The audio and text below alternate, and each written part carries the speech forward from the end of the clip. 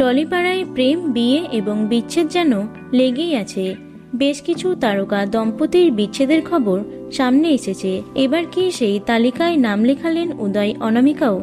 একটা সময় একের পর এক জনপ্রিয় ধারাবাহিকে লিড চরিত্রে দেখা যেত অনামিকাকে, তবে বর্তমান চিত্রটা একেবারেই অন্যরকম। অন্যদিকে অনামিকার স্বামী উদয় প্রতাপ সিং এখন জনপ্রিয়তার শিখরে অবস্থান করছে। এসবের মাঝেই আবারও মন খারাপের পোস্ট করলেন অভিনেত্রী। সামাজিক মাধ্যমে বেশ কিছু ছবি শেয়ার করে অভিনেত্রী যা ক্যাপশন দিয়েছেন তা দেখে মন খারাপ অনুরাগীদের। অনামিকা লেখেন, 20-এর শেষে এসে দাঁড়িয়ে নিজের এমন একটি রূপকে সামনে নিয়ে এগোতে চাই যা 30 শেষ হয়ে গেলেও আমার সঙ্গে থাকবে। আমি যা কিছু পার করেছি বা যে সময়ের মধ্য দিয়ে যাচ্ছি, আমি বিশ্বাস করি তার পিছনে একটি উদ্দেশ্য ছিল। হঠাৎ করে কিছু হয়নি। আমার কাছে আমার জীবন সিনেমার মতো। আমি শুধু সচেতনভাবে অভিনয় করে চলেছি। অভিনয় করলেও আমি শুধু এইটুকু মাথায় রাখি, আমার নিজের গল্পের পরিচালক আমি নিজেই হব, না হলে অন্যরা আমায় ব্যবহার করে ফেলবে। বছরের পর বছর বহু মানুষকে দেখেছি যারা আত্মকেন্দ্রিক, অসৎ এবং চালাক। তাই আমি এখন সচেতন থাকি। আমি শুধু এখন নিজের, অন্য কারো নই।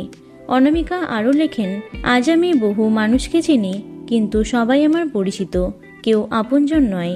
যারা শুধুমাত্র প্রয়োজনের সময় মনে থাকে তাদের জন্য এখন আর আমি উপলব্ধ নই। সম্পর্কের দরজা অনেক আগেই বন্ধ করে দিয়েছিলাম। চাওয়া আর প্রয়োজন হওয়ার মধ্যে পার্থক্যটা আমি বুঝতে শিখেছি। সবশেষে অনামিকা লেখেন, আমার স্বামীর সঙ্গে দেখা হওয়ার পর একটা বিষয় পরিষ্কার হয়েছে যে স্বাধীনতা ছাড়া ভালোবাসা ভালোবাসা নয়, সেটা নির্ভরশীলতা। দুটির মধ্যে যে সূক্ষ্ম রেখা রয়েছে সেটি বুঝতে গেলেই আর অসুবিধা হয় না। তুমি আমার পাশে আছো, তার জন্য আমি সত্যিই ধন্য। তবে এখন আমার জীবন আরও শান্ত।